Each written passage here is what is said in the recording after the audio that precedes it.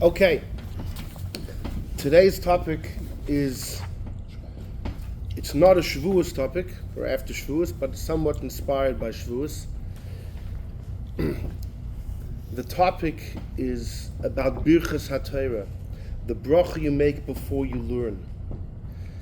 And particularly as the title of this year was a debate between the Vilna Gaon and some of his own students, which turned quite hot. We begin, amongst the brachos that you make throughout the day, almost all of them are rabbinic in nature. Shmoyne Esra, okay, the Rambam holds in Inyan min HaTorah, once a day, once every 24 hours, you have to daven, but you don't have to say a bracha. You could just request something from the Eibishter. You don't have to say it in a bracha format. It's the Chachomim, the Anshe Knesset HaGedolah, who created that bracha format, 18 brachas. Brachas before you eat, definitely D'Rabbanan. There was one old version of the Torah where it seemed to say Hamoiti could be Deoraisa, but that was discarded. Pretty much the only bracha which is Deoraisa is benching, Birkas HaTorah. But there's one other. Birkas HaTorah may be a biblical bracha we make daily. And I say maybe. Why? So join me in number one. It's a Gemara Masechta Brachos. It says, Rav Yehuda says, how do I know Birkas HaTorah lefanel? Benching on Torah before you learn, it's min HaTorah. How do I know it's biblically mandated to bench on learning before you learn? Shenemar is the pasuk in Hazinu, Ki Shem Hashem Ekra, Havu Goydel Alekeinu. Moshe is telling the Yidden, this is the beginning of Hazinu. So I'm about to sing you the song of Hazinu. Before then, Shem Hashem Ekra, I'm going to pronounce the name of Hashem. That's a bracha. You, Havu Goydel Alekeinu, you answer Amen and give respect to God. And then we'll learn. That's how Rashi explains that pasuk. And accordingly, it seems to be a black and white piece of Gemara that biblically one has to bench the Eibishter before he learns. However, amongst the Rishonim, we find a major debate. The Rambam does not count it in the 613. If you look through the Rambam's enumeration of the 613 mitzvahs, no mention is made of having to bench the Eibishter before you learn. Even though the Gemara says min HaTorah, we bring a pasuk. No, the Rambam doesn't count it. The Ramban is well known. Wrote critique on the Rambam's Sefiras Haomer, and he argues with the Rambam throughout his Sefer a number of the Rambam's mitzvahs. At the end, the Ramban says, well, if I disagree with the Rambam on certain mitzvahs, I have to add some of my own in order to get to the magical number of 613. And one of the ones that Ramban adds is this one. He says, how did the Rambam forget it? There's a mitzvah to bench the Eibishter before you learn. It's a Gemara, clearly, number one, it's a Gemara in Brochos. And that's it. It's a mitzvah min HaTorah to bench the Eibishter. What did he take out? The comment is removed from their The exact number? Don't remember. But you could check the exact amount that he adds, how many he removed. So it appears to be a debate between the Rambam and the Ramban. And that's how most understand. Most understand this to be a colossal debate between the Rambam and the Ramban. What does the Rambam do with the Gemara number one? Well, the Rambam has a way that he feels that the Gemara at the end refutes this. You could check up the Gemara over there, Daf Chaf Aleph. And therefore the Rambam ends up saying that it's not Deoraisa. That is the standard understanding of this debate of the Rambam and the Ramban. Until the Mabit, our good friend the Mabit that we had on the night of Shavuos, who had a lot to say about the configuration of the Luchas and the inscription. The Mabit wrote a sefer from the Rambam called Kiryas Sefer. And in his sefer from the Rambam, he feels everybody got it wrong. He feels the Rambam agrees making the brachas biblical. It just doesn't get its own identity in the 613. It's part of the mitzvah of learning. Right. Part of the mitzvah of Talmud Torah is that before you do it, you got to bench. It's definitely biblical. It just doesn't get counted as an individual mitzvah in the tally of the 613 because it's a chelik of the mitzvah of Talmud Torah. That's the Mabit's take on it.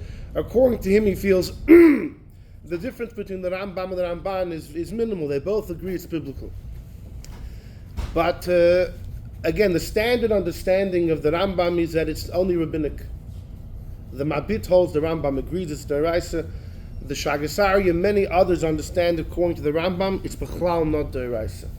And what would be the big difference if it's Deoraisa or D'Rabbanan?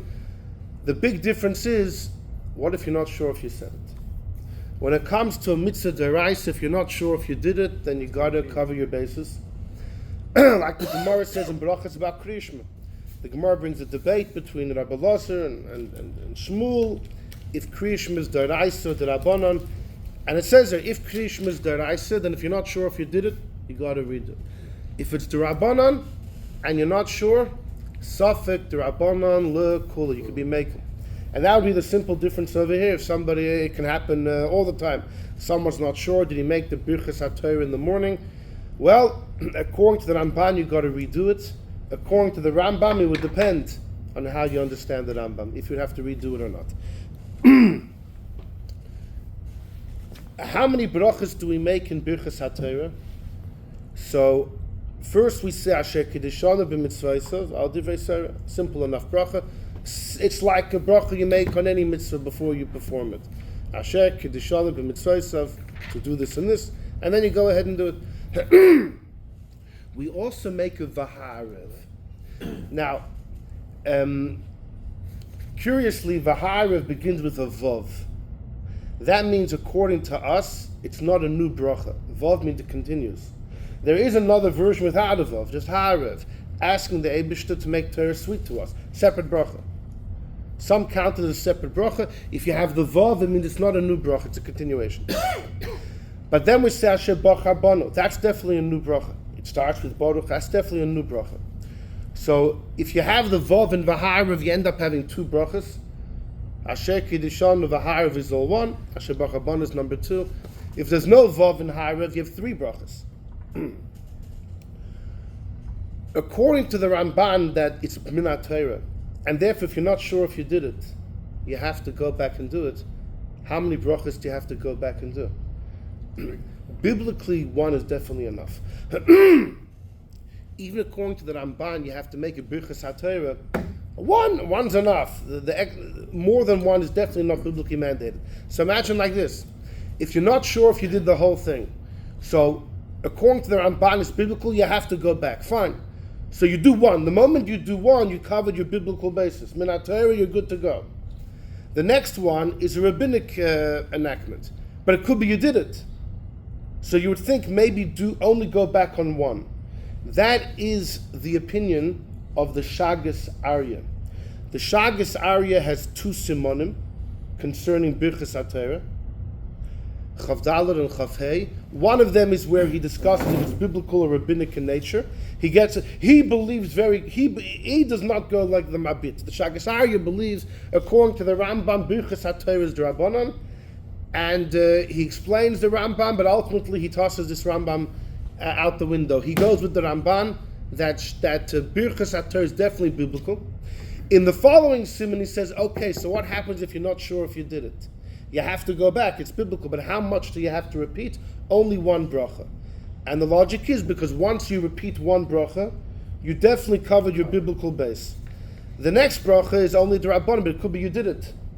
So you apply the rule, Safek D'Rabbanan, L'Kula. That's the Shagas Arya's take. The Pri Chadash, who was before the Shagas Arya, Pri Chadash dies a young man, about 38, 39 years old in Eretz Yisrael, Reb Chizkiah Di Silva. He was a big, incredible Gaon, and I've mentioned before that he lived in Eretz Yisrael, and although he's 100 years plus after the Yosef Kaira, he argues on the Beis Yosef often. He goes back to the drawing board and he decides between the Rishonim who he paskins like. He's not afraid to argue with the big guns of centuries before him. And he got lots of flack. People said, Rabbi Yosef Kaira set the record here in Eretz Yisrael. You're a young guy, a century later, in your 30s, you think you could just... In Mitzrayim, in Egypt, they were incensed. They had a meeting, and they were mesupik if they should put the Pri Chodosh in Chayrim, or just his Sfarim in Chayrim. The end of the meeting was, we'll leave the rabbi alone, but his books, not in Egypt, no pre-Chodesh in Egypt. The book was not allowed in. The irony was that the next chief rabbi of Egypt was a Rabbi Al-Ghazi, who was a prime student of the pre-Chodesh, and his psukim were very much like his Rebbe. So it was a interesting irony. But the pre-Chodesh believes you have to go back and say all three. The pre-Chodesh holds that all three are one unit, and the Chachamim were masakin, whenever you do one, whenever you do it, this is how you do it. Chachamim said whenever you do it, this is how you do it. I'll give you an example. If someone's not sure if he benched, you have to bench again. If you had a full meal, right? You're full. So biblically, the chalta, the savata, v'rachta, you have to bench. What if you're not sure if you benched or not? So it's a biblical, you have to go back. How much do you repeat? What about hatoiv v'hametiv? It's only rabbinic bracha. So I should say, go back on hazon and noid and rachem, because that's biblical, but hatoiv v'hametiv is rabbinic, and it could be a bench, don't do it. No, that's not the law. The law is once you do it, you do the whole thing. So the Pri Chodesh says so too. Once you have to go back, you go back on all three brachas. The Shagasarya disagrees, says you only go back on the first. The Nesivus HaMishpat, the great Rabbi Yankiv Loiberbaum, he goes with the Shagasarya as well. You only repeat one. The Chidah discusses this in a sefer. The Chidah wrote tens and tens of svarim. They say he has 82 svarim, right? One for each year that he lived. But he has many svarim on all areas of Torah. Some of them, though, are strict nigla. And the famous one is Birkas Yosef throughout on Shulchan Aruch. But as a Hoisofa, on Birkas Yosef, he wrote a sefer called Machzik Brocho, strengthening the Brocho, which is like Birkas Yosef. And the Chidah writes that he says, I know what the Pri Chodesh says, you go back on all three. He said, I know the Shagasarya. He says, but if you ask me, he says, I would say you don't go back at all. Because he believes too many people hold it's only rabbinic. Too many people hold the bracha is only rabbinic. And therefore, how are you going to go back? Right? Because maybe it's Deoraisa, yeah, but maybe you made the bracha. Right? And if it's the Rabbanon, you're not allowed to go back. You can't just, if Kriyishma is the Rabbanon, right? The Gemara says you don't have to repeat it if you're unsure. But if you do, no, you don't lose anything, right? But by a bracha, you can't just say do it anyways, right? Say the Eibish's name in vain. So the Chidah holds you don't go back on Birkas HaTorah. Too many people hold it's rabbinic. The Shagasarya says no, it's biblical, but you go back only on the first if you're unsure. The Pri Chodesh says you go back on all three. Right? That's a very interesting debate. That's all by a suffix, right? More fundamentally, though, when you wake up in the morning, is it biblical or rabbinic? So, like I mentioned, there's two ways in the Rambam. The Rambam doesn't count it in the 613. The Mabit says it's biblical. It's just part of the mitzvah of learning. The Shagasarya says, according to the Rambam, it's Bechlal de Rabbanon. The Shagasarya himself, though, goes with the Ramban that it's biblical, right? So it remains it's a big machlokes in essence if it's biblical or rabbinic. And we also saw there's a debate, what do you do if there's a suffix? Fine. The Alter Rebbe has a siman in Shulchan Aruch about Birkas HaTorah. Doesn't clearly say if it's rabbinic or biblical. It's not clear. Following the Shulchan Aruch, the tour, it's not clear. Very hazy. Even the Rambam who said it's hazy, there's two ways to go. It seemed like the Alter Rebbe deliberately didn't want to go one way or the other. Fine. So that's just the background of this bracha. What we're going to see today is the following. Join me number 2. This is the Beis Yosef, Rabbi Yosef Kaira. There's another copy here. The Siman of Birkas HaTorah is Siman 47, Siman Mem Zayin and Shulchan Aruch. Kosav Rab David Avud Raham. Join me number 2. The Avud Raham says, and he was a Rishon in Spain in the 1200s. She'im hishkim lichtov b'divrei Torah. What if you wake up early? You wake up early and you're writing something. You're writing Torah. Koidim tefillah, before you daven. Right? The minyan's late. and you're busy, you're learning, you're writing chidushim, you're writing an essay, preparing a shir for the night of Shavuos, you're writing notes, you're writing something. Chayiv levarech Birkas HaTorah. You have to make the bracha on Birkas HaTorah before you write. K'may luma, just like you would if you were learning. Rak shelo yehei kosev b'divrei harashus. Conditionally, it can't be, let's say you're writing a letter to someone, you start throwing a pasuk, for poetic purposes. Then you don't have to make the bracha before. But if you're writing in a way of learning, you got to make the bracha. That's what Davud Raham says. Look, the third line, there's a little comment there from the Bedek Habayis, right? Rabbi Yosef Kairi, his magnum opus is the Beis Yosef. At the end of his life, he added some notes to it. He referred to them as Bedek Habayis, like correcting the house. There's some defects in the house that need polishing. What? Housekeeping. Exactly, yeah. He says, Va'ayin b'divrei ha'agur, see the words of the agur that I'm going to write later. The agur was Rabbi Yankov Landau. He's 200 years after the Davud Raham, he's in the 1400s. We spoke about him in a previous year, about the Halach and Kabbalah controversy. But the Beis Yosef says, look what I quote later from the agur. What's he referring to? Number three, this is in the Beis Yosef, in the same Simon Memzan at the end. He says, Kosav ha'ogur, the ogur writes, Misha maharer b'libay Torah koidim shabirach Birkas HaTorah. You wake up in the morning, you're not writing anything. You're thinking. You're thinking. Do you have to make Birkas HaTorah before you think? Okay, and that's actually the topic of today's shir. So imagine you walk into shul one morning, right? Imagine like this.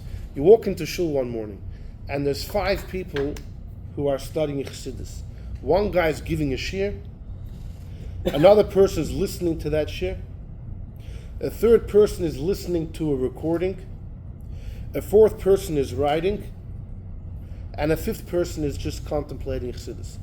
Who amongst them would have had to have made a Birkas HaTorah? Let's play detective work. Who amongst these 5 would have had to make Birkas HaTorah? Okay, that's what it's going to get interesting. So, the Ogur says if someone is maharer b'libay Torah, if someone thinks Torah before he makes the bracha, shapidom, it's fine. And he quotes a rule, the hirhur lav kedibur dami. Thinking is not like speaking.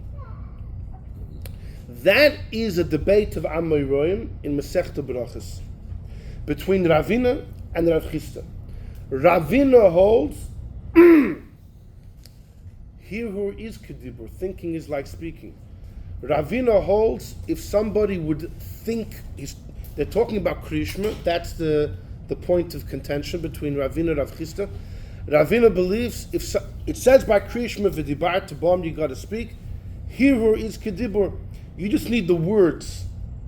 You just need the oisius, the letters, the words. So if you think the words is good enough.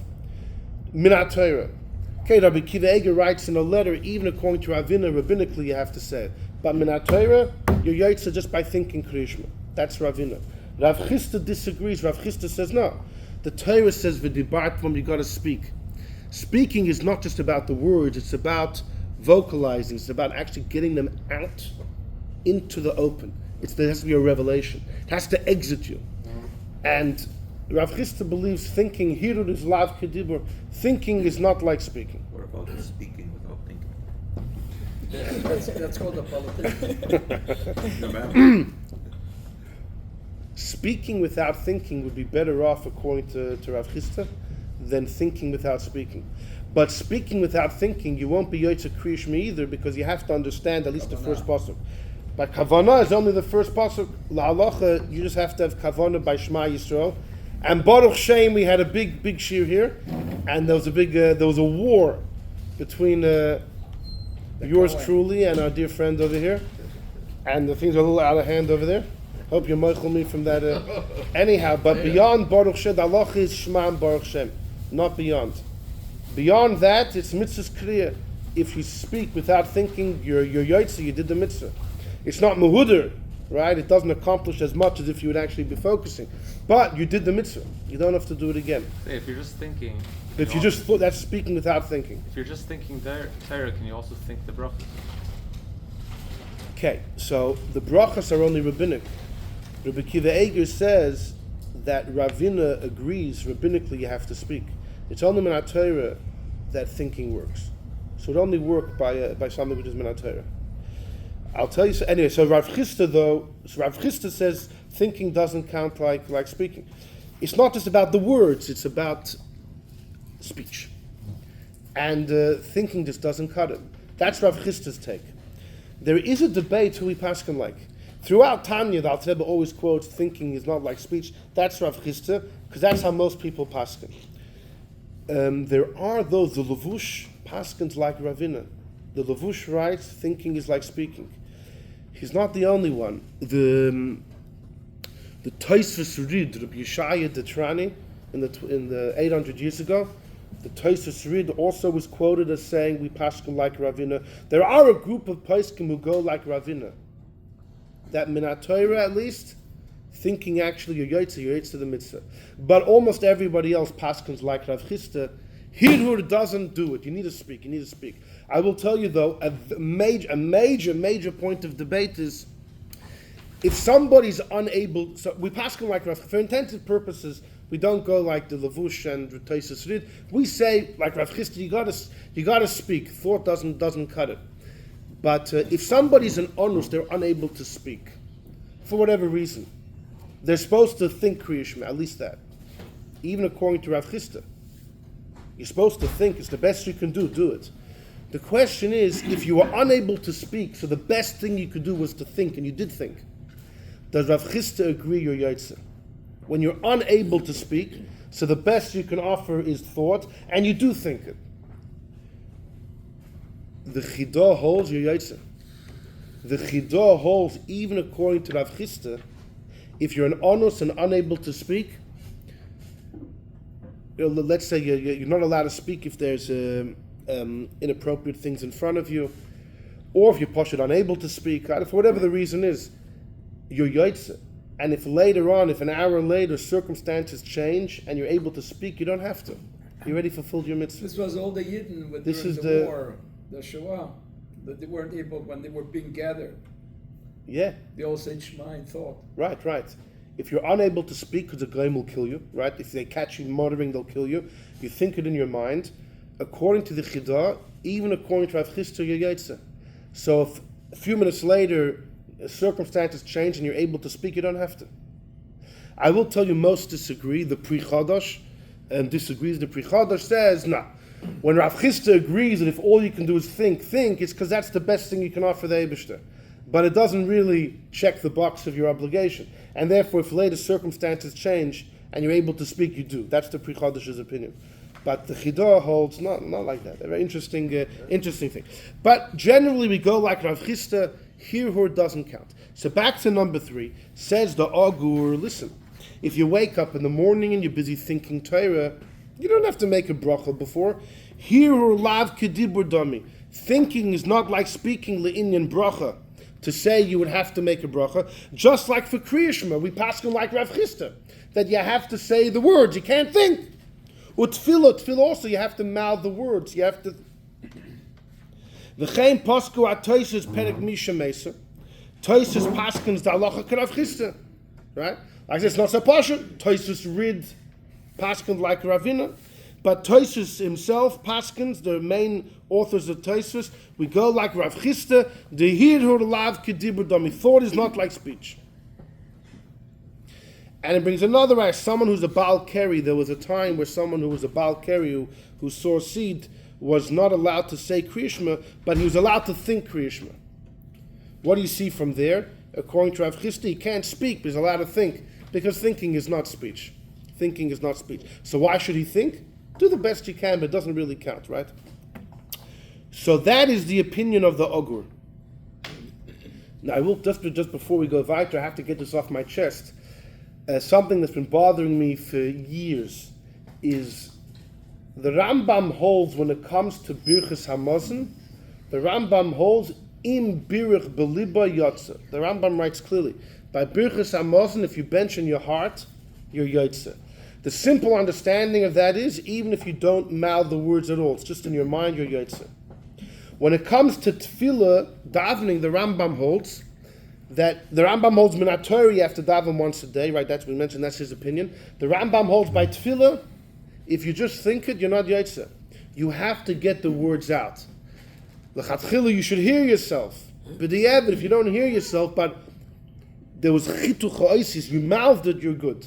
But anything below mouthing the words doesn't count. If it's just in your mind, it doesn't count by tefillah. It does count by Birkas HaMosen. That's the Rambam's opinion. It's very strange because where's the source of tefillah in the Torah? It's from a pasuk, Va'avadatem es Hashem Elokeichem. You should serve God.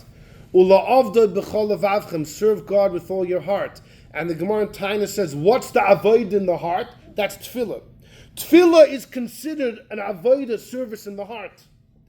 Birkas HaMosen, it says, Beirachti, you should bench. If anything, you would think, Birkas HaMosen, you have to get the words out. And tefillah, you could think. And yet the Rambam flips it on his head. By tefillah, in order to be yotze, the words have to get out. If you don't hear yourself say it, b'di'evid though, you have to at least mouth the words. There has to be some form of dibur. When it comes to Birkas HaMosen, even if you bench in your heart. It's a very strange Rambam. And I never fully understood it.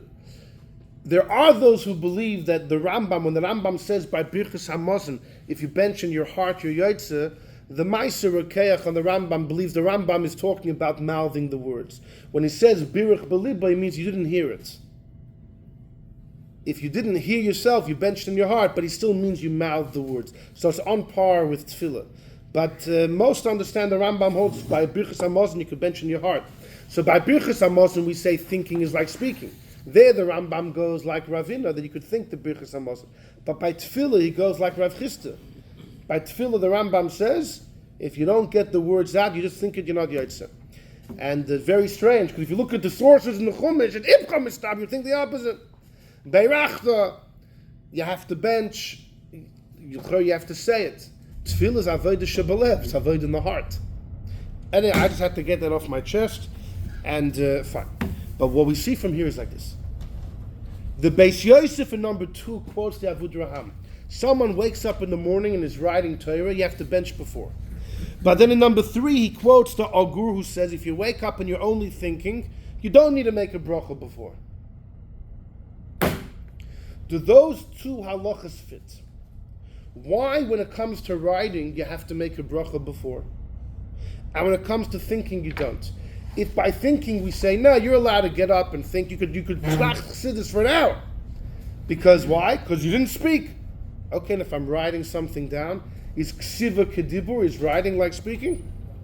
So look at number 4. The 4 looks like, I don't know, but next to the 3 there's a 4. This is from the Shulchan Aruch, so the Yosef Kair is back at it in his Shulchan Aruch, and here he quotes both of these dinim back to back. This is in Siman Mem Zayin. In Sif Gimel he says, HaKosev b'divrei Torah, if someone writes Torah, Afa pisha eino Torah, even though he's not mouthing a word, you're writing Torah. Tzarech levach, you have to bench. Next Sif, Hamahar, but if you think in divrei Torah, ain't it tzarech levach, you don't have to bench. The Beis Yosef apparently feels that these two dinim can coexist side by side. The Ramah adds, "V'hu adin." The same thing applies. Yochol lifsog din beloy nesinas tam l'dvarav. That you're allowed to paskin a din without giving an explanation. If someone asks you, is this kosher? It's not kosher. Is it tamei or tar? You can give a one-word answer without an explanation. It's fine. And the Ramah quotes a Ran who says that giving a halacha without any explanation is like thinking. It's not any more than thinking. So the Ramah says neither of them need a bracha. So the fact that both these halachas are next to each other, Rabbi Yosef Kar definitely feels they can coexist. But if you go back to number 2, after Rabbi Yosef Kar quoted Avud Raham, he wrote in the Bedek Habayis, but see what I quoted from the Ogur. In other words, the fact that he cross-references that seems to say, wait a second. When it comes to writing, you have to make a bracha. But see what I wrote from the Ogur that by thinking you don't. In that Bedek Habayis was Rabbi Yosef Kaira forewarning some question. He wrote the Bedek Habayis B'Pashas after he wrote the Shulchan Aruch. So when he wrote the Beis Yosef, he felt these two dinim can coexist.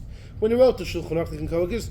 But at the end of his line, he threw in that one line of that. By the way, when you see the din about the writing, you should know that there's going to be a din coming up soon about thinking, and you should think how the two dinim can coexist. Who has a problem with this? The Taz. Join me in number 6. Skip number 5 and join me in number 6.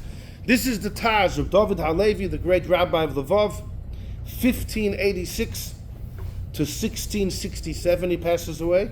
And he says, HaKosev b'divrei Torah. He's quoting the din of the Avud Raham that Rabbi Yosef Kaira quotes.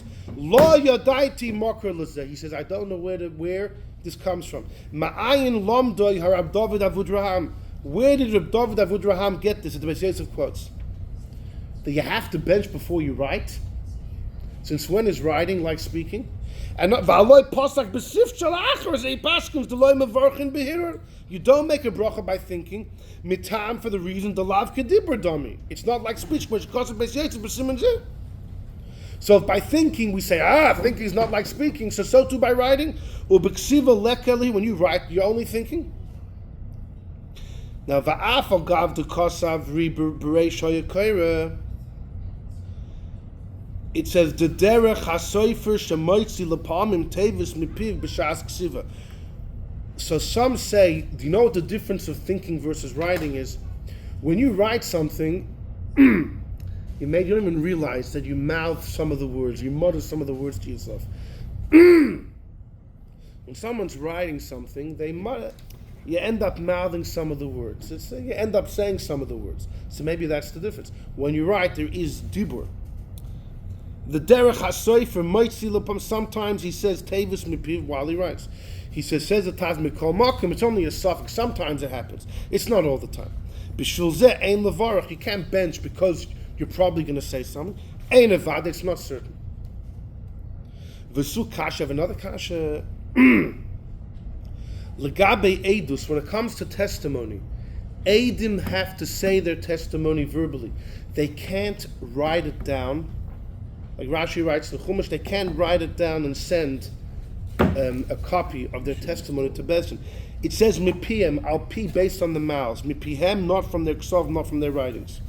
The kivan, the galil on kra. Once the Torah tells us there, the ksiva lav kedibur. Once the Torah tells us by testimony, they have to speak it, and it excludes writing. The Gemara says clearly, mipihem, from their mouths, not mipi ksov, not from their writing. You know what that teaches you? Writing is not speech. So how could you mention it? The Taz says this whole thing doesn't make sense. If you don't make a bracha on thinking, because thinking is not speech, writing is not either like speech. Proof from testimony. Mipihem v'lo mipi ksavam.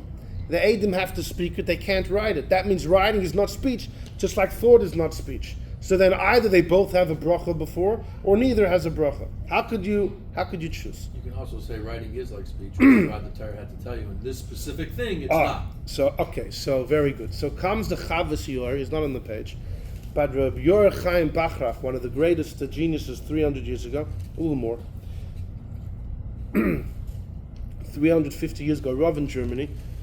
The Chavas Yor believes if you write down that you're taking upon yourself an oath, it's binding. Even though by a Shavua, it says, Levate bisfasayim, you have to say it. And the Gemara in Shavua says clearly that if you decide in your mind to go ahead with an oath, it's not binding, the Gemara says, till you say the words. But the Chavas Yor said it's true, but writing is like speech. The Chavas Yor holds, Ksiv is kedibur, writing is like speech. And his proof is from here. Because if writing is not like speech, why would the Torah have to say that the witnesses can't write? There's a rule everywhere that writing doesn't count. The fact that the Torah had to go ahead and write mipiem, based on their mouths, and not their handwriting, teaches me that if not for that, you would think handwriting is good, because ksiv is kedibur. That's what he says. The Taz apparently says fakert. The din of witnesses is not an exception. That is the source we learn for everywhere, that ksiv is not kedibur. But the Chavas Yor twists it the way you did. The Chavas Yor Taka says fakir. The fact you need a pasuk by testimony means everywhere else, ksiva is kedibur. And he paskins by an oath, where the Gemara clearly says that if you just think it doesn't count, you have to say the words. The Torah says, levata bisvasani, the words, and the Chavas says it's all true. But ksiva is considered bitul chametz. It's considered expressing the words. It's words, and they've been revealed. Coming out into the Exactly. The difference of speech and thought really is thoughts to yourself, speech is for others. So the ksiva is the same thing. That's the Chavas Yor's take. The truth is, Rabbi Kiva Eger has a famous number of letters that his uncle, I think it was Rabbi Kiva Eger's wedding, that his uncle couldn't make it. So his uncle made a big party wherever he was, and by that big party, there broke out enormous debate. If by Sefiras Haomer you could write Hayoim Yoim Elomer, and the greatest minds, I mean, the chasna quickly turned into a court of law, lawyers on all sides. And the uncle wrote to Kiva Eger, what the different arguments were. Kiva Eger, there's quite a few letters about this. What's the deal throughout the Torah about writing by Sefiras Haomer, by a vow, by testimony, and of course by Birkas HaTorah? All these cases come up. And the truth is, over there were many people on both sides. There were many that wanted to say by Sefiras Haomer, you could just, if you write it, you're Yotze. And therefore, for later you want to say it, you can't make a bracha. You already did the mitzvah. There were others who said, no, ksiva doesn't count. And they quoted the Taz. They said the Taz says we learn from testimony to everywhere else that ksiva doesn't count. What if you wrote the bracha and the Sefiras? Then you count it. If you write a bracha for something, right, could you then go ahead and make the bracha? Yeah, that's going to be part of the discussion.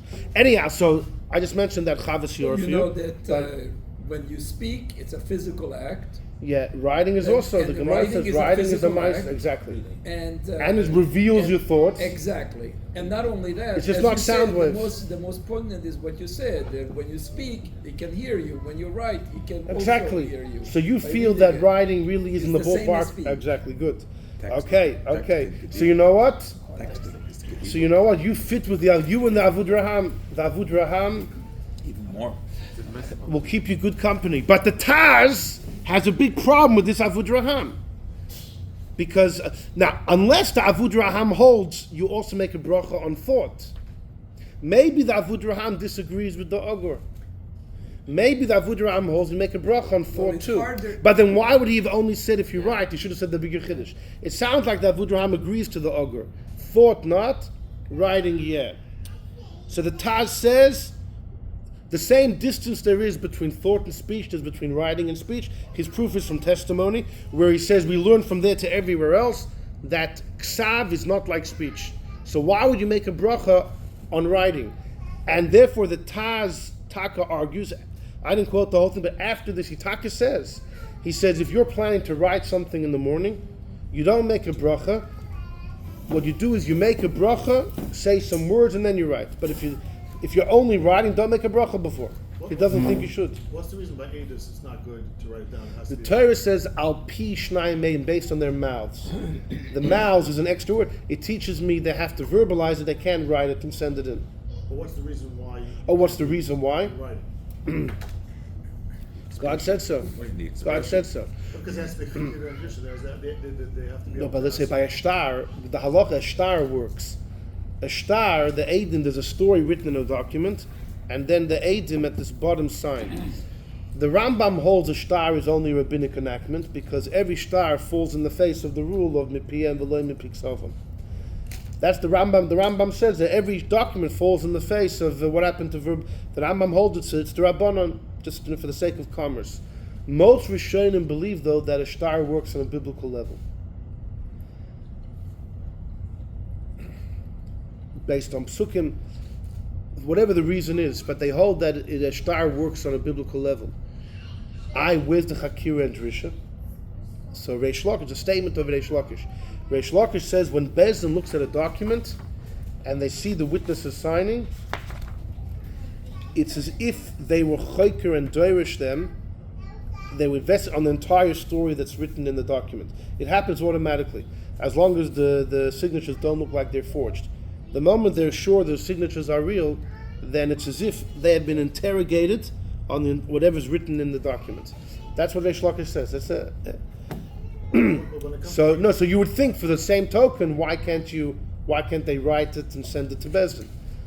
Shtar is different. Well, when it comes to Eidos, they has to have the ability to ask the Eidos questions as to what happened. Right, but by a shtar, But shtar, you don't- Reish Lakish says, yeah, it's Kamisha. Eidim, I'll tell you his words, and you can take it up with him. Reish Lakish says that Eidim hachasumim al shtar, Eidim signed in a document, Kamisha nechkere dusan bebezdin damya. It's as if they were interrogated. That's his opinion. The Rambam holds is only the Rabbanan, but most hold is Deoraisa. But Taka, that's and there's a big shiloh. So then why can't they Taka send their edus in writing? But so mipiem v'loy mipiksavam. Fine. So the Taz has a big issue with this. He's not the only one. The Magen Avraham, I don't have it on the paper. Don't worry, we're going to move. The Magen Avraham has the same question. The Magen Avraham is much younger than the Taz, but the Taz lived a long life, so they overlapped a little bit.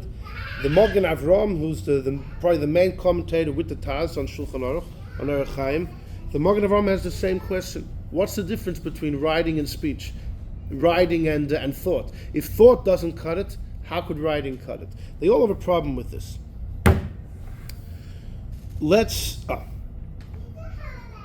How does the Vilna Gaon get involved in this? Comes the Vilna Gaon, is also not in the paper. The Vilna Gaon asks the same kasha. The Vilna Gaon has his Biur Hagra. Right? Many of the Vilna Gaon's Sfarim weren't written by his own hand, it was by his Talmidim, but the Biur Hagra on Shulchan Aruch is written by him and was considered Kodesh Kadoshim by all of his students, and he worked on it apparently a very long time. It's very concise, utterly concise, like not an extra word or letter, often hard to decipher what he's saying. But he often asks questions on the Shulchan Aruch, and his students would debate, does that mean he's arguing in the Shulchan Aruch or just raising a question? Well, over here he does the same thing. The Vilna Gaon asks the same question that they all ask, what's the difference writing versus thought? But then he says the bomb. The Vilna Gaon says, your yoitz are learning by thought. That it says, V'hagisa b'yoyim v'layla, you should be hoiga, you should delve into Torah day and night. Delving is even in your mind. Your yoitz are learning Torah in your mind. Why are you making a bracha before you learn? Before you do the mitzvah of learning, you have to make Birkas HaTorah. Whether it's biblical, whether it's rabbinic, before you do the mitzvah of learning, muzma machan bracha. Your yoitz are the same mitzvah when you think. So the Vilna Gaon says, I disagree with the Ogur. I think you have to make a bracha before you write and before you think. So some of his students felt the Vilna Gaon was only asking a question on this whole story. But most believe no, the Vilna Gaon was actually arguing. The Vilna Gaon, and his quoted, his opinion is, he dismisses the Ogur and the psak of the Shulchan Aruch. You know, the Rabbi Yankov Emden quotes, in the name of his father, the Chacham Tzvi, who heard from the Chelkas Mechoykik, one of the big Achronim, that a Rav cannot be a Rav unless he has the power to erase a sif in the Shulchan Aruch. Unless a Rav has the necessary capacity, Talmudic academics to disprove a halach in Shulchan Aruch, he has no right being a rabbi in a community. Today, we would say fakert. Any rabbi that erases one halach will be thrown out. So the Vilna Gaon says that he thinks it's wrong. So first he asks, how can you balance this, writing yeah, thinking no. And then he says, what's the reason that by thinking no?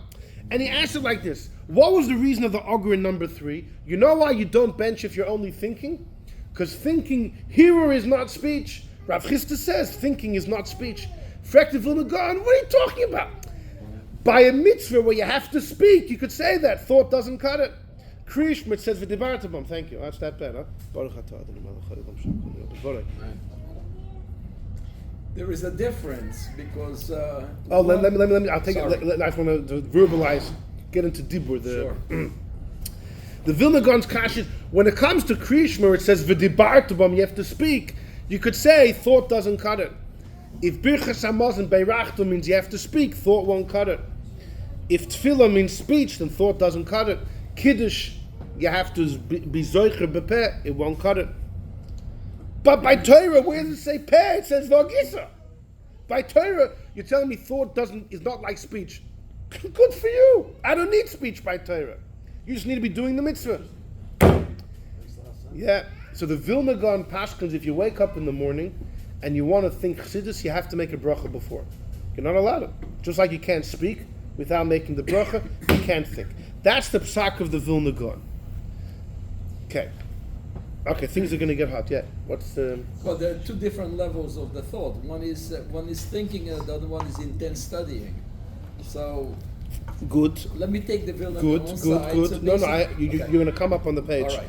You. Okay, Doesn't it say sorry. with the Bartobon? But it also says v'gisa b'yom v'layla. But the Higion Libi could also mean speech. Yeah. So we're going to see that in a moment. There are. I will tell you. Rabbi Yankov Emden Paskins that it depends. If you're learning from a sefer, then even if you just think, you have to make a bracha. Right. But if you start thinking, you don't have to. So there is a difference. Right. So you're in good company. You have the Avud Raham before, the Vilna Gaon, Rabbi Yankov Emden. But he makes this distinction. It depends what type of hirur. If it's stam thinking, no. But if it's from a sefer, you have to. Then you would ask, where did he get that difference from? Yeah, like, where is it? Okay, so let's join me in number 7. This is where it gets hot. The Vilna Gaon had a student called the Chaye Adam. The Chaye Adam, Reb Avram Danziger. Danziger, I think today is Gdansk, all the way in northern Poland. Avram Danziger was originally a businessman. Okay, before then, he was a student of the Noidib Yehuda in Prague. And then he was a businessman for a number of years, after which he becomes a Rav. After he was by the Noidib Yehuda, he went to learn by the Vilna Gaon. He learned by the Vilna Gaon. He also became a Mechutin. His kid married the Vilna Gaon's grandchild. And he wrote Chaye Adam is a sefer going through all the laws of Orach Chaim. And, but what was the point of it? Similar to what the Alter Rebbe did, he did as well. Similar that it's a one-stop shop. You don't have to look for 10 different opinions. I have everything here. I have the bottom line on every halachic matter. Similar to what the Alter Rebbe did, he did. Around the same time. And there's lots of speculation because he was not a chassid, this man. He was a misnagid. And the chassidim didn't overly delve into his sefer. Let's put it that way. But he wrote Chaye Adam. The Torah Tmima 100 years ago wrote that he did a good job by calling it Chaye Adam, because people are always in the habit of taking an old sefer and making a kitzur out, making a synopsis. Nobody would ever make a kitzur Chaye Adam. He said the guy did a good job. He preserved his work forever. No one would ever come and make a kitzur, but they did. Someone made a kitzur. He called it Kitzur Shel Sefer Chaye Adam. Someone did. Anyhow, so the Chaye Adam. And underneath he wrote his footnotes to explain his halach. It's called Nishmas Adam, the soul of man. Okay? Look what he writes in number 7. Hiksha HaGra, he quotes his Rebbe the Gra. Kivan dehi Birkas HaMitzvah, number 7. If you're making a bracha on a mitzvah, right, you're making the bracha on the mitzvah of learning. And b'chalal ha-mitzvah gam ken hero. A hero is part of the mitzvah. Like it says, v'gisa b'yoyim v'chulu. A hegyon libi. A hegyon could be of the heart. So the Vilna Gaon wants to say that you have to make a bracha before you think. V'nirali, the Chaye Adam wants to argue on his Rebbe. The Chaye Adam in a number of places quotes the Vilna Gaon and dismisses him. And he got major flack for that, as we'll see. V'nirali says, I think the Vilna Gaon's not correct. Because this is in his Nishmas Adam, the notes at the bottom. In his halach, it's called the Chaye Adam. He goes to the Shulchan Aruch. You make a bracha before you write. You don't make a bracha on thought. In the bottom, he says, the Vilna Gaon says you do. He says, no, I'll tell you why I think is wrong. Venerally. Kivan Birkas HaTorah nafkalon mikra. Where do we know that you have to make a bracha on learning?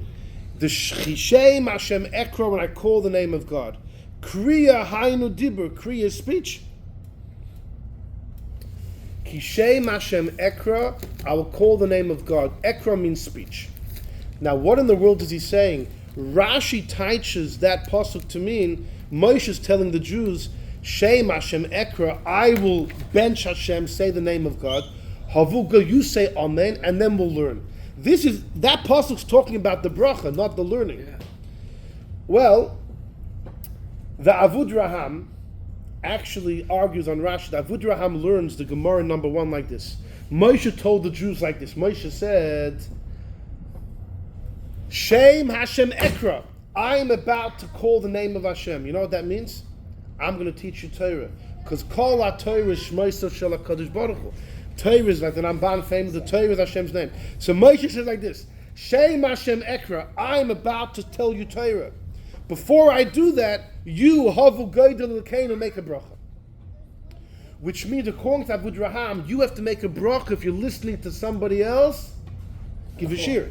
The Avud Raham holds, if you're going to listen to, it could be you don't make a bracha on your own thought, but if you're going to hear someone else speak, you have to make a bracha. And he learns that's the pshat in the pasuk. Moshe tells them, I'm Shem Hashem Ekra, I'm about to teach you Torah. Before then, Havu Goydel, you have to praise Hashem by making a bracha. So says the Chai Yodam, according to which Moshe is saying, I'm about to say the words of Torah. Now you have to bench before. Which means you have to bench before Torah is said, or at least you're hearing someone saying Torah. But stam on thought, there's no bracha. That's what he says. V'lochen, therefore, so he says the pasuk says, I will call the name of Hashem. Calling is dibur. According to Avud Raham, the word Ekra is Torah. Moshe says, Shem Hashem Ekra, I will call the words of Torah, I will say Torah to you. Before then, Havu Goydel, make a bracha. That means the bracha has to be when words are being said. The chiddush is, even if you're not the one saying, you're the one listening. But there still has to be words being said. On thought alone would be no bracha. V'lachin gamach hacham loy tiknu bracha lehira. There's no bracha on thinking. Yeah, when you think you're doing a mitzvah, for sure. The Vilna Gaon's right, when you think you're doing a mitzvah. When you think Torah, you're fulfilling a mitzvah. But you don't make a bracha. L'fisha einoi nikr. Now here he throws in another idea. When you're thinking it's not nikr, we'll get back to that later. To make a bracha and then nothing happens but thought might be a strange thing on its own. We'll come back to that soon. And then he says, "V'nusach habracha yochiach." He's going to throw lots of arguments in these couple lines. Look at the nusach of the bracha. Mevarchin lasak. There's 2 versions. If you make, Hashem told us to be oisik in Torah or al divrei Torah, but it says divrei Torah. Divrei Torah. Doesn't divrei Torah mean the words of Torah? Yeah, but who says you have to say the words? Maybe you can think the words. Hashem commanded us al divrei Torah, on the words of Torah. Yeah, but to say the words, you could think the words too. But let's just read his whole thing. V'gam after could be when it says v'hagisa hainu, Hashem told you Yeshua v'hagisa b'yom v'layla. That's b'shor that you're not able to speak. Maybe when you're not able to speak, the best you could do is think.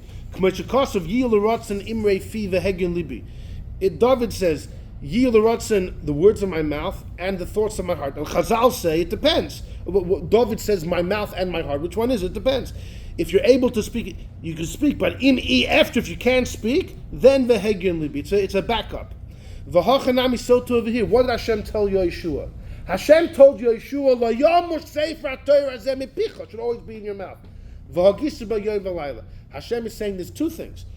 Plan A is la yamush Sefiras Haomer zeh mipicha. V'hagisa hainu, that means k'sheyach, if you're able to speak, la yamush mipicha. But if you're in war and you're not able to speak, al kapanim v'hagisa. But plan A is to speech. Ube'emes ikr mitzvahs limud is bepeh, like it says v'shinantam, and the Gemara says should be sharp in your mouth. See the Sefer Chinuch. So this argument over here is, even if it's true, you're yotze when you think, the main mitzvah is speech. The main mitzvah is speech. Then he throws in his bomb. He bechlal thinks the word hege means to speak, not to think. Va'oid nirali the dafka b'makom d'chsev hegyon libi. If it says hegyon libi, it means the thoughts of my mind. It's b'machshava. Avol higoyin, but stam higoyin, it doesn't say heart. It means speech. Like it says in Mishlei, ki emes yegechiki, my mouth will give off. But there it says my mouth. The ein machshava noifel alachech, right? Your cheek is not thought. The ayin concordancia, going through every time in Tanakh it has hege. What does the word hege mean? So often hege means the heart, but it always libi, yege, chachma, hege and libi. But then sometimes they have hege of the mouth, like emes yege and lo yegu bigroinam. Often in Chazal, hege is written together with the mouth, it means dibur. Often it's written with lev, it means thought. What if it's by itself? So the Vilna Gaon was sure it meant just in your mind. Says his student, the Chai Yodam, no. I think Valgisa by itself means you have to speak. So Bechlal, thinking Torah in your mind is a beautiful thing. It could be an Ayyesha Mitzvah. According to the Chai Yodam, he's entertaining the possibility. When you think Torah, it's a beautiful thing. Trachten Torah, Trachten Chassidus, beautiful. But it could be the mitzvah is only fulfilled when you say it. So that's a whopping thing. The Chai Adam got major flack for arguing the Vilna Gaon in many cases, to the point that he put out a sefer afterwards called Chochmas Adam, which is all the laws of Yeridea. And in his introduction to Chochmas Adam, look at number 12, jump to the bottom. He wrote the following. In number 12, he says, in my new sefer, and we're number 12 at the bottom, Loi nimtze b'chibur zeh medivrei mechutani. You will not find in my new sefer anything from my mechutin, Hagoin, Rabban shel kol b'nei Agoyla, Mereinu, v'Rabbeinu Eliyahu Chassid. The Vilna Gaon, Eliyahu the pious, you're not going to find in my new sefer. You know why? He says, all your fault, he says. V'hu l'sibus, shamati, I heard, dibas rabim ha'misram malai. Many people were accusing me. She'sagti Allah, that I disagreed with the Vilna Gaon in some places in my Chibur Chai Adam. Ubilti Safik, without question, the people that complain don't know how to learn, don't know how to paskin. This is the derech of Torah. One guy builds, one guy argues, and the student's allowed to argue on his Rebbe. This derech was either time of Tanoim and Amiroim. And he says, Bavada, you think the Gra was upset that I argued? Fakert. I did to him what he did to the people before him. You have to paskin the way you understand. This is the way he taught us how to learn. Well, Bavadai, the Gra was much happier that I'll be mafalful b'dvarav to discuss his words, whether I agree or not, instead of saying, Vilna Gaon says, Shapir Karmas, you always right, by giving a yes man, right? Yes. The Vilna doesn't want to hear that. He wants to hear us actually be nice of the lichter. Now, he says to write his words, even if I don't agree, I can't do it. To quote the Vilna Gaon, if I disagree with his halach, I can't, because I'm writing what I feel is the bottom line. To quote him and argue, you don't let me, you all screamed at me, you're all killing me for doing that. Therefore I was quiet to remove your complaints. But you guys are gonna be liable. Hey, Masidim Lidnas Adin, because you removed tremendous nachasuach from the Vilna Gaon. I was doing you a favor. And because you Birkas HaTorah, you can't argue in the Vilna Gaon, so now I can't quote him. Because to quote and argue, you'll kill me. And to quote him and just be a yes man, I can't do that. The Vilna Gaon, and now he's not mentioned. You happy now? There's no mention of him. The truth is there is a few mentions of him in that sefer, but he never quotes him and argues on him. He actually quotes him there about Shavuos, about the Vilna Gaon removing the minig of having trees in the shul. Yeah, we were supposed to have a shir about that last week. That didn't work out. The Abish had other plans, but Mir Hashem at the right time. Anyhow, so who was it that attacked the Chai Adam? Remove the trees and shul? The Vilna Gaon said not to do it. Yeah, and it could be even flowers and grass. In fact, there's a minute not to bring your wives flowers on shoes. Because of the Vilna. Yeah. Dafka, so I didn't bring this here. I forgot, but I had. I took out all my papers and said, "Here, listen to the shir. Then get the what? That's after Shavuos. That's great. Anyhow, so who was it? So Reb Asher Weiss believes that the one who harassed the Chai Adam was a guy in number 8.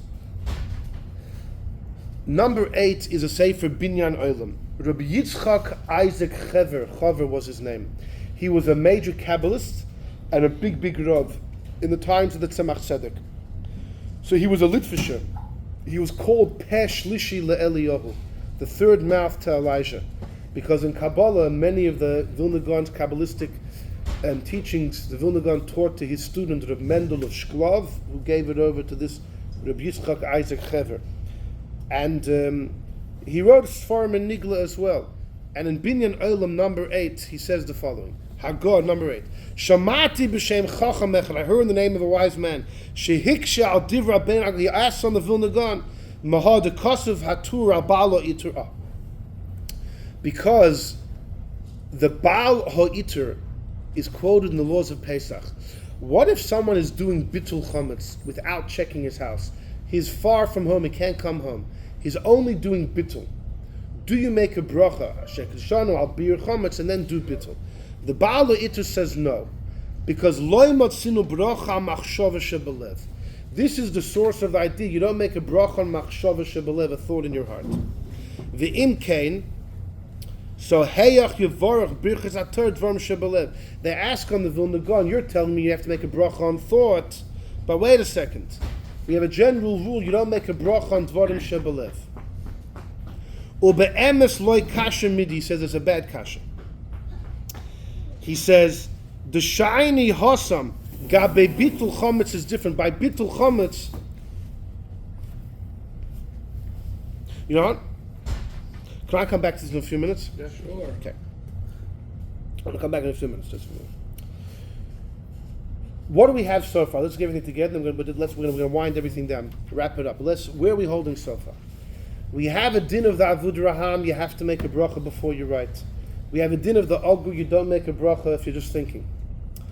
The Taz and the Magen Avraham asked, how these things fit together. Vilna Gaon asked how it fits together. The Vilna Gaon therefore disagrees and says, you have to make a bracha on thinking too. You have to make a bracha on thinking. The Chai Adam, his student, argued with him and had a number of issues. It could be there's no mitzvah by thinking. It could be that the main mitzvah is by speech, and like we also saw, Shem Hashem Ekra refers to speaking the words of Torah. What's the Alter Rebbe's take on this? The Alter Rebbe writes, the Alter Rebbe paskins like the Ogur, that like the Shulchan Aruch, you don't make a bracha on thought. So even if the mitzvah is in thought. So what's the reason, before we get back to the Binyan Olam, I'll do that a bit later. What's the reason that we disagree with the Vilna Gaon? Why Taka, the Alter Rebbe's psak is that you don't make a bracha on thought. The Vilna Gaon says, why? Because thought is not like speech. Irrelevant! That's by a mitzvah which you need to speak. But when the mitzvah is just thought, so then why wouldn't you make a bracha? So what's Taka the reason we don't go like the Vilna Gaon? So I'm going to give 5 options, okay? Very quickly. Number 1 is the first thing the Chai Adam said, which is actually also the Shagas Aryeh. The Shagas Aryeh writes this as well, which again, the Shagas Aryeh says, I'll quote him because he wrote it before the Chai Adam, that Shem Hashem Ekra, if you learn like the Avud Raham, the Pasuk saying like this, Moshe tells the Yidden, Shem Hashem Ekra, I am going to teach you Torah. That's the names of Hashem. Before I do that, Havugoy de Lekeinu make a bracha, which means a bracha is said when there's going to be speech. And then you can apply the rule, here is lav kedibur. Thought is not like speech. The way the Shagas Aryeh says it is, you have to divide between learning Torah versus the Birkas HaTorah. Learning Torah, taku your yotze and your thought as well. But when it comes to Birkas HaTorah, the Pasuk in Azina was talking about a case when speech is going to happen. And therefore we could apply the general rule, thought is not like speech. The Torah only spoke about the bracha when there's speech. Since thinking is not like speech, there's no bracha on thought, although you are yotze the mitzvah. That's the Shagas Aryeh's take. The first thing the Chai Yodeh. Problem. So that's that's one thing off the bat. The Shagas Aryeh says this is a viable approach. Yeah, what?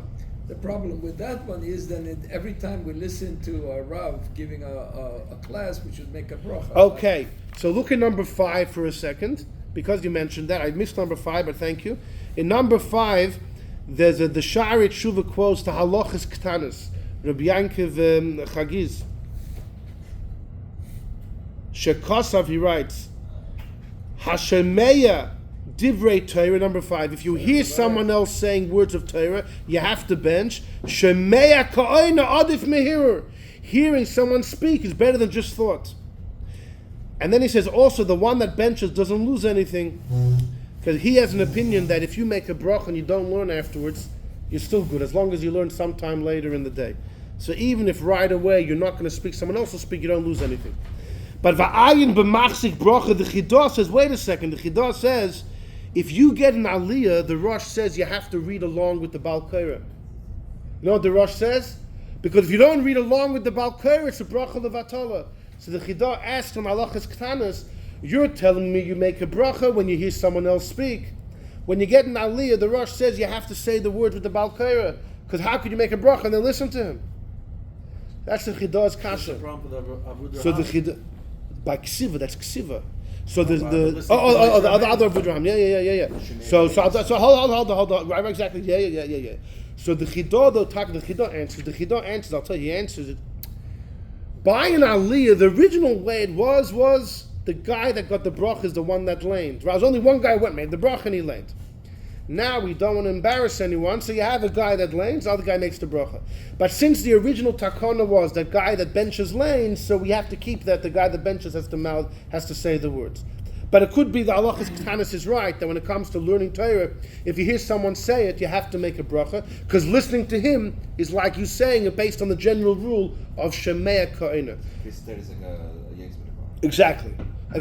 So taka, like you said, and so that would be option one. Option one is we agree with the Vilna Gaon, you're yotzeh by learning, right? By thinking, learning, you're yotzeh. Learning. No problem, right. But when it comes to Birkas HaTorah, the Pasuk happens to say it's only should be said if there's ekra, if there's Torah being said. And then I apply the general rule that Hebrew is not the same as Dibur, and that's it. That's option number one. Option number two is the Be'er Sheva. Rabbi Yisachar Ber Eilenberg was one of the great Rabbonim in the end of the 1500s. He was a big Kabbalist too. He wrote a sefer Be'er Sheva on Gemara, and in it he believes, is Birkas HaTorah biblical? It depends. When you're laning publicly, the bracha you make is biblical. On your private learning, the bracha is rabbinic. That's the Be'er Sheva's opinion.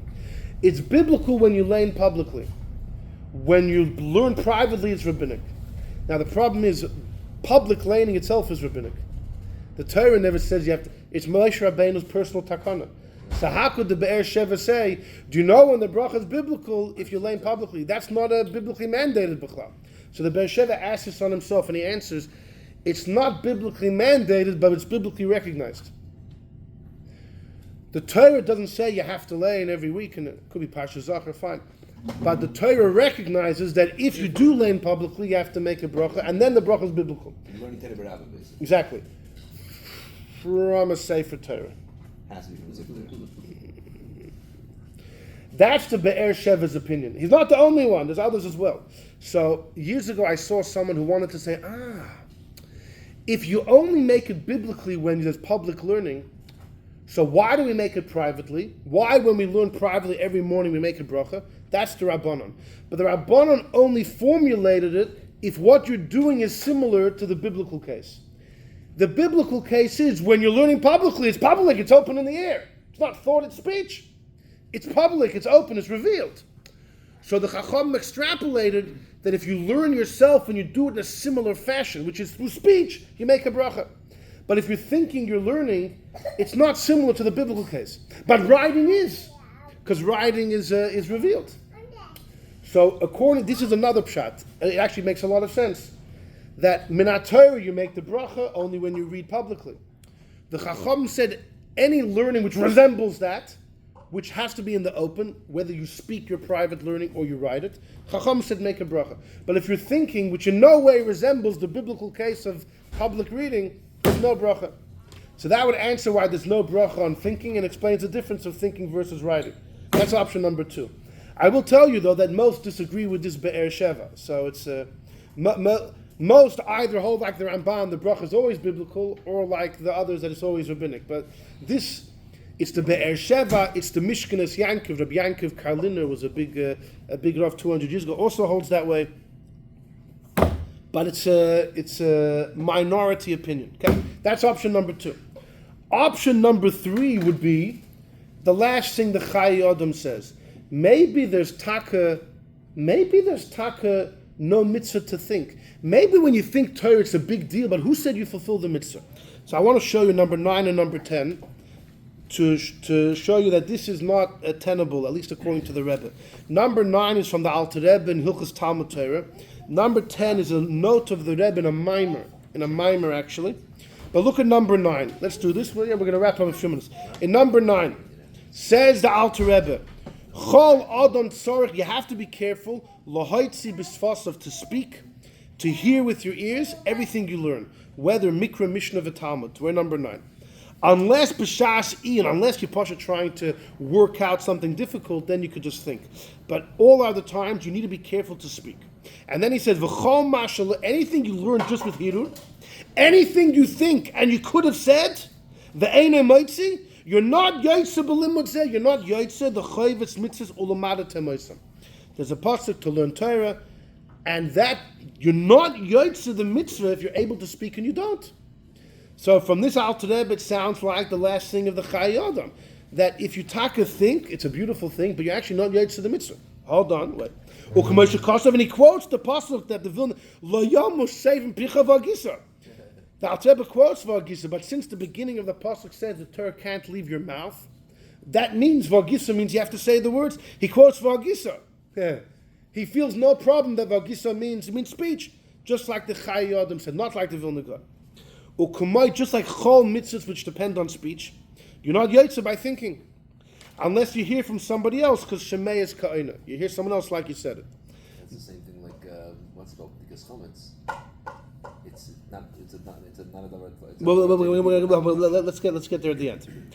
However, in Maitzi B'sfasav, what if you do say the words? Afa Pisha, and even if you don't even understand the Pirush Hamilas because you're an Amaretz, you're Mekayim the mitzvah of learning. Ulefichach, an Amaretz who doesn't know the meaning of anything, he still makes the Birkas HaTorah in the morning before he says the Psukim, or whether he gets an Aliyah, because if you say the words, you're Yaitse. Then he continues, but that's only B'Tersha B'Ksav. By Tanakh, if you say the words, you're Yaitse learning, even if you don't understand. Ava B'Tersha B'Alpeh, Mishnah and Gemara, if you don't understand the word, it's not Einoi Nekchav Limud Klal, it's not learning at all. But then nonetheless, what if you're learning a Mishnah and you can't figure it out? Should you not say the words? No, you should still do it if you don't understand. Because La'asid Lave, one day, you're going to be able to understand all the things you couldn't figure out in this life. So he does say that even if you don't understand, still say the Mishnah, because one day you'll end up understanding. From the Alter Rebbe, it seems like if you are able to speak and you don't, you're actually not fulfilling a mitzvah. That's not a waste of time, you're thinking time, but you're not fulfilling the mitzvah. Just like the last argument of the Chayei Adam. So maybe that's the pshat in the Alter Rebbe. That's why comes the Rebbe number 10. It's a ha'ara and a mimer, and the Rebbe says, no, you got it all wrong, because the Rebbe says, look back in the Alter Rebbe, the nuance. The Alter Rebbe says, when it comes to Torah Shebal Peh, if you say the words but don't understand, what was the Alter Rebbe said? Einoi nechshav limud klal, it's not learning at all. But when it comes to understanding without saying, he didn't say it's not considered limud klal. He said you're not yoitz to the mitzvah l'mada temoisam. What's the difference? The Rebbe says, look at number 10, in Hilchos Talmud Torah, the Alter Rebbe says, v'chol ma shalom b'hi, whatever you think and you could have said and you don't, you're not yoitz l'mada tem. Avo, the end of the second line. That's been again mitzvah's Talmud Torah. First of all, he says that in order to be yoitz to the mitzvah, you have to say it. Fine. Look at Beis though. Gaon b'negim Talmud Torah, the Alter Rebbe's medayik, you're not yoitz to l'mada temoisam. Ma'ashe'en kein mitzvah v'agisa, you are yoitz by thinking. The Rebbe learns that the Alter Rebbe actually agrees to the Vilna Gaon, not the Chayei Adam. The Rebbe learns that according to the Alter Rebbe, if you're able to think, and you don't say it, you miss out on the mitzvah of l'mada temoisam, of learning. V'agisa you're yoitz. means to teach. No, it's a different pasuk. L'mada temoisam or it's a different pasuk. The Alter Rebbe said it. It's not l'mada temoisam b'nechem. What? There's two different mitzvahs that you can It's the pasuk of Hashem told Yeshua, "La yamush sefer Torah zeh mipicha v'hagisa." The Rebbe is learning. You split the pasuk. You would think the La yamush teaches you the Torah should never depart from your mouth. Delve. The whole thing's talking about your mouth. No, you divide the pasuk. There's one part of Torah to be in your mouth. Then there's a whole other part of Hagisa, according to which we're back up the creek. L'chayra, according to the Rebbe, the Alter Rebbe is on board with the Vilna Gaon, that Hagisa b'yom means in your heart, not like the Chai Adam. So the third approach, which is that you bechlal not yaitz in your mind, which seems to be the Alter Rebbe's approach. The Rebbe says, if you look at the Alter Rebbe's words with a toothpick, you'll notice that actually no. You are yaitz of Hagisa. According to what the Rebbe is saying, if you learn, you understand, and you say it also, then There's you two make things. two Yes, things. for sure. Fine. So option number 3, that the bechlal no mitzvah by thinking, is a problem. Option number 4 is bechlal the mitzvah of Birkas HaTorah. Is the bracha thanking Hashem for giving us a beautiful gift of the Torah, or it's a bracha before a mitzvah, like every bracha before a mitzvah? You make a bracha for a film, for a tzitzis. Birkas HaMitzvah. Is it just before you do a mitzvah, ben Hashem, and this is the only mitzvah where biblically you have to make a bracha before? Or not, it's a different type of mitzvah. It's a different type of bracha. It's a bracha of hodah, shevach, to praise and thank. We know this is a debate in the Rishonim. The Rosh and Rabbeinu Tam have a famous debate. Someone sleeps during the day for 3 hours, he wakes up. The Rosh says you have to make a new Birkas HaTorah. Imagine you're in a sukkah, you make a leishav b'sukkah, you're in the sukkah, and then you leave, you go to sleep in your house for a couple hours. You come back to the sukkah, you need a new bracha. Your sleep is mafsik. The Rosh says you go to sleep for a couple hours during the day, for sure at night, you wake up, a new bracha. Rabbeinu Tam says no. Rabbeinu Tam says you make Birkas HaTorah once a day, every morning. Rabbeinu Tam says if you go to sleep at night and you wake up before dawn, you're still covered by the bracha you made the previous morning. It's once every day. So the Achronim say the debate's very clear. The Rosh compares Birkas HaTorah to a bracha any other mitzvah. It has it's the same category, it's governed by the same regulations. According to Rabbeinu Tam, no, it's nothing. Once a day, Davin Benchen the Meibish, and thank you for giving it. It's a Birkas HaTorah. It's a Birkas HaTorah. According to Rabbeinu Tam, if you go to sleep, you wake up at 3 a.m, it's before dawn, you don't make a new Birkas HaTorah, you're still covered. Dawn comes, a new day, a new bracha. So Rabbi Asher Weiss wants to say, he thinks this could be the debate over here. The Vilna Gaon learns it's a bracha on the mitzvah. So whenever you fulfill the mitzvah, for example, by thought, you have to make a bracha. The Shulchan Aruch, the Alter Rebbe, those that disagree would say no. The bracha is thanking the Eibishter for the gift. And the Chachamim said that you're only going to make that bracha if the gift that you have is tangible. It's not just in your mind. It's something tangible. It's not about the mitzvah when you fulfill the mitzvah. That would be the Vilna Gaon's approach. But when the bracha is hodah to the Eibishter, then it's only when you really have it tangibly in front of you, which is by writing or by saying, not by thought. That's what he suggests. And I don't know, it's a little airy-fairy, because when you think Torah, it's just as pleasurable, it's just as geschmack. You should thank the Eibishter before as well. So the fifth approach is like this. The fifth approach is, and the final approach is, the Alter Rebbe agrees you're yaitza by thought. You're yaitza the mitzvah of learning Torah by thought. But you don't make a bracha on a dover shebelev. There's a general rule, you don't make a bracha on something which you do in your heart, even though you fulfill the mitzvah. You don't make a bracha on avas Hashem in your heart. You don't make a bracha on yiras. You don't make a bracha on anything you do in your heart. And the source of that is from Birkas Chametz. If somebody's mavatal is chametz and is far from home, so he can't do any bedikah, he doesn't do any action besides for the bitul, the Torah paskins, you don't make a bracha. The Alter Rebbe brings us as well in Hilchos Pesach. It's a davar shebelev, ein mevorchin al machshava. You don't make a bracha on thought. You only make a bracha on something beyond thought. Look at number 11, the Levush. Look at number 11 is the Levush. The Levush says, Davka Kaisav, if you write Torah, you do an action in your writing. Therefore you make a bracha. But if you think, you don't make a bracha because ein mevarchin al machshava. The Levush says, he goes like the Alter Rebbe, the Shulchan Aruch, you don't make a bracha on thought, you do on writing. You know why? Really, you should make a bracha on thought too, because you're yaitz to the mitzvah of learning. There's a general issue though, you don't make a bracha on machshava. So that's why by writing, which is not machshava, you would make a bracha. Really, machshav itself would warrant, because by Torah you're yotze the mitzvah by thinking. The general rule, ein mevarchen al dover shebelev. That's really the answer.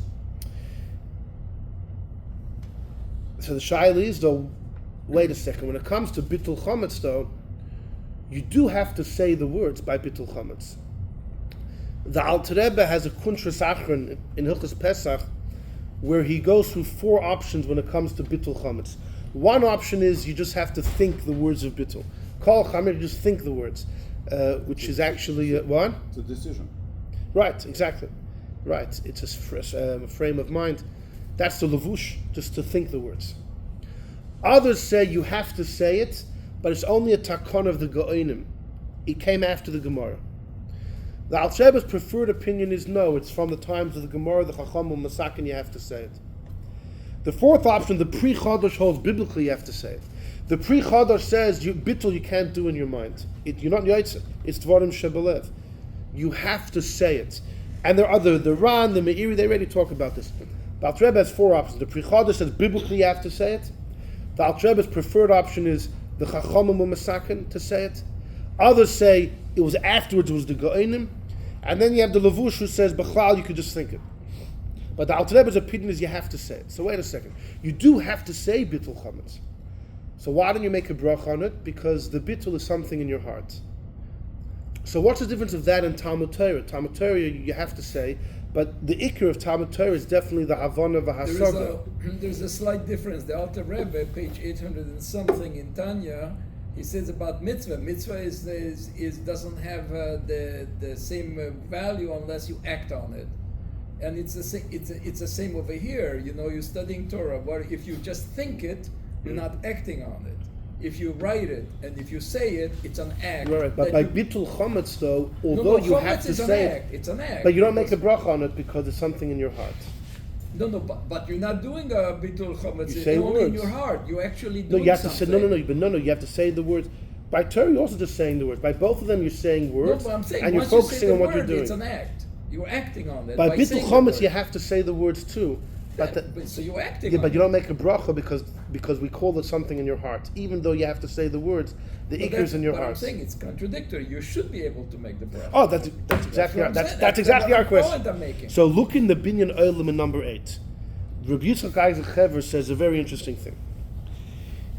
Let's go back to number 8, the last thing. He says, he says, Shamati b'shem chacham echad. I heard in the name of a wise man who asks on the Vilna Gaon. Now the Vilna Gaon says you make a bracha on thinking and learning.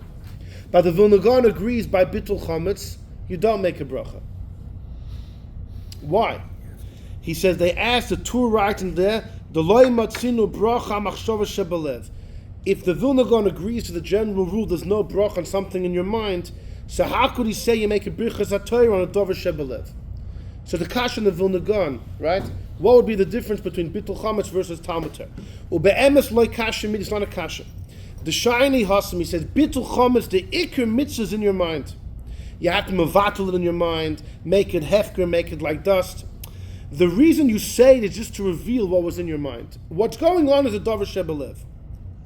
Umin ha'Torah ein chiv elo lahashbis beliba min ha'Torah b'chlal.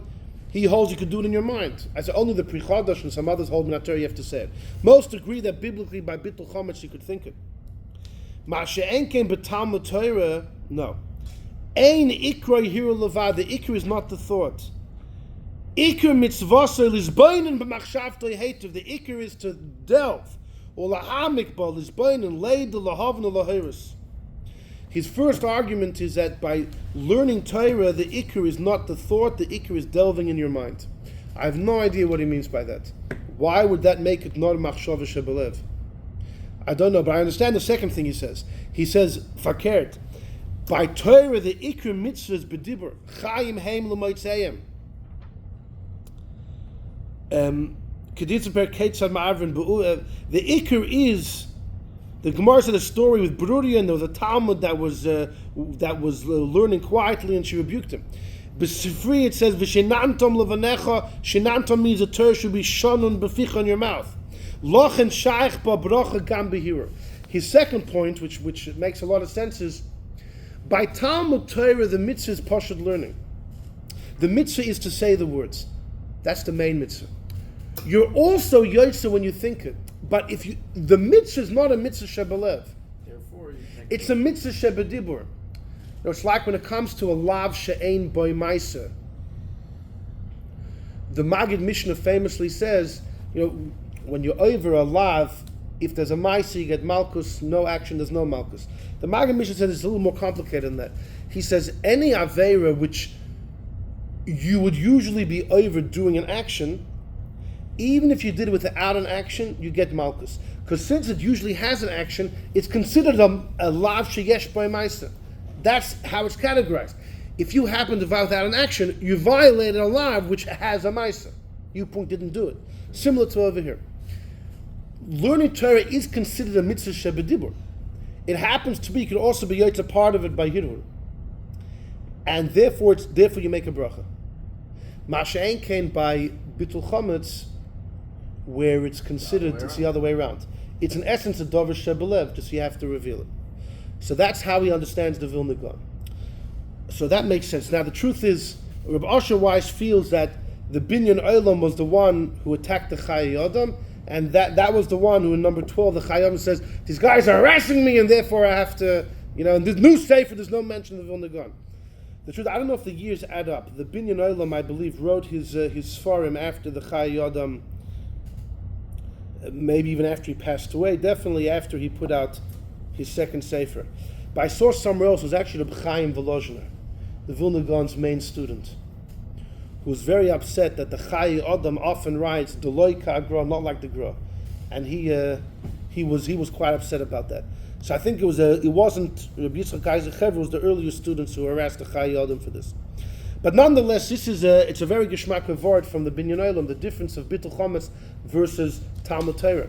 The question is the Alter Rebbe, because the Alter Rebbe holds that by Talmud Torah you don't make a bracha on hirur. He doesn't buy into this. The Alter Rebbe doesn't buy into this argument that Torah is always considered a mitzvah shebedibur. He says no, if you think it, you don't make a bracha. But according to the Rebbe, the Alter Rebbe would say you make. No, but no. The Alter Rebbe clearly writes in the laws of Talmud, in the laws of Birkas HaTorah, you don't make a bracha on thought. No. So if you wake up in the morning and you think, you don't make a bracha according to the Alter Rebbe. But what about the Rebbe's? Oh, exactly. So in other words, the question is, according to the Alter Rebbe, when by Bitul Chametz you don't make a bracha, even though you have to say it. Why? Because it's considered in essence a dover shebelev. But what about Talmud Torah? It's in essence a dover shebepeh, but then you should always make a bracha even if you think that's the Vilna Gaon. Alter Rebbe disagrees. He said you don't make a bracha on thought. So if you don't make a bracha on thought, so then according to Alter Rebbe, another like this? You're telling me according to Alter Rebbe, the raya is from Bitul Chametz, you don't make a bracha on thought. I'd say fakert. By Bitul Chametz you don't make a bracha even though you have to say it. So then by learning you should never make a bracha. I'll say we definitely don't compare it to Bitul Chametz all the way, because there you don't make a bracha even when you say the words. By Talmud Torah you make the difference if you think it or you say it. What's the reason why Bitul Chametz you don't say it if you're not on location? Because it's just dover shebelev. Even though you have to say the words, it's considered machshava shebelev. Why is the location a factor? No, because no. If you're there, you'll do the action of bedika. Oh, okay. We're talking about you're far away. There's no action. There's no burning. No checking. It's just bittul. You're going to tell me the Alter Rebbe is going to say just like by Bitul Chametz there's no bracha on the thought, so too by Talmud Torah. By Bitul Chametz there's no bracha even when you say the words. Even though Alter Rebbe holds it's a takonos chacham to say the words. But by Talmud Torah he says you do have to make a bracha when you say the words. So I think what you have to say is, based back to the word to the Rebbe and the Maimer like this. By Bitul Chametz, the main thing is the thought. Why do you have to say the words? Imagine, every Jew needs to be mevatel his chametz, right? Imagine the halacha would be, just think it. You can't legislate thought. How many people would be confused? How many people, Erev Pesach, would be confused? What exactly am I supposed to be thinking, right? It's something everyone needs to do to make sure they won't violate only chametz. You can't legislate think something. We want to make sure it happens. You got to tell people to say something. So it's a technicality. The ikar is we want to reach the machshav in the heart. To make sure everyone does it, we got to make a legislation. You got to say it. Because you can't trust people are going to think anything. And the fact is that you have to understand what you're saying. Otherwise, By Talmud Torah also the Iker is Havana Vasaga. By Torah Shabbat Peh, but you not- also have to understand. but not the short Torah speaks out. Yeah, but by Torah Shabbat Peh, let's say, by Torah Shabbat Peh, you also have to understand. But here's the difference. According to the Rebbe, according to the Rebbe, according to the Maimer, but by there's two parts to the mitzvah. The Iker mitzvah is saying it b'peh. There's another part v'agisa in the heart. Of course you're going to make a brocha when you say the words of Torah. You yaitz the mitzvah v'lamadatem oisam. There's a mitzvah to say the words of the Torah. You're also yaitz v'agisa. Ein mevarchin al davar shebelev. But by Bitul Chametz, the whole takana to say it was a means to an end. Was just to make sure everyone actually will do what they need to do in Erev Pesach. The main thing is for them to reach the status in their mind, I'm being mevatel my chametz. You can't legislate, okay, at 11 o'clock, everyone needs to think this and this. You can't legislate people to think something, you got to say it. But it's only to make sure they think it. But by Talmud Torah, there is a huge element, maybe even the Iker element of the mitzvah is by saying it. But Al Rebbe will disagree with the Binyan Olam. It doesn't transform Talmud Torah to be always considered a mitzvah shebedibur. It's only if you do say it. If you think it, yaitzev gisa, but because it's a davar shebelev, ein mevarchin al davar shebelev. How do you put that last line on the Rebbe saying mitzvahs v'agisa? It doesn't. You're yaitzev. No, you are yaitzev gisa. So then why V'agisa is not don't the- make a bracha? Because a davar shebelev. It's a general rule. Where's A the davar Rebbe say that? How shebelev. does the No, Rebbe the Al say Rebbe gets that from Bitul Chametz. Imagine like this. I'll tell you even better. By Bitul Chametz, where the rabbis say you have to say it, the Alter Rebbe is a Konis Chachamim. But since the purpose is to reach a frame of mind, there's no bracha. How much more so when you just think Talmud Torah? But when you say Talmud Torah, you're way beyond saying the Bitul Chametz. You're doing the mitzvah l'mada to A myself. question of the Alter Rebbe with Bitul Chametz in this. No. The Rebbe is not talking about the mitzvah of Birkas HaTorah either. The Rebbe is trying to tell you that the Alter Rebbe agrees to the Vilna Gaon that you're yaitzev agisa in your mind. But Okay? if the Vilna Gaon says v'agisa, But therefore you make a mevarchin al bracha. davar shebelev. But so the Rebbe says that the What Alter shot Rebbe the Vilna agrees with Gaon Vilna that Gaon. you have the Binyan Olam. The Vilna Gaon is going to hold that since the ikar of learning is bepeh, transforms the Talmud Torah is always considered a mitzvah shebedibur. That was Rabbi Yitzchak Cheves Lamdas. The Alter Rebbe won't buy into that. The Alter Rebbe, even by Lav She'ein by Ma'is, I gave the example of the Magid Mishnah. Most don't hold like that. Most hold, if you do a Ma'isa, there's Malkus. No Ma'isa, there's no Malkus. So too over here. If you speak, it's Talmud Torah shebedibur.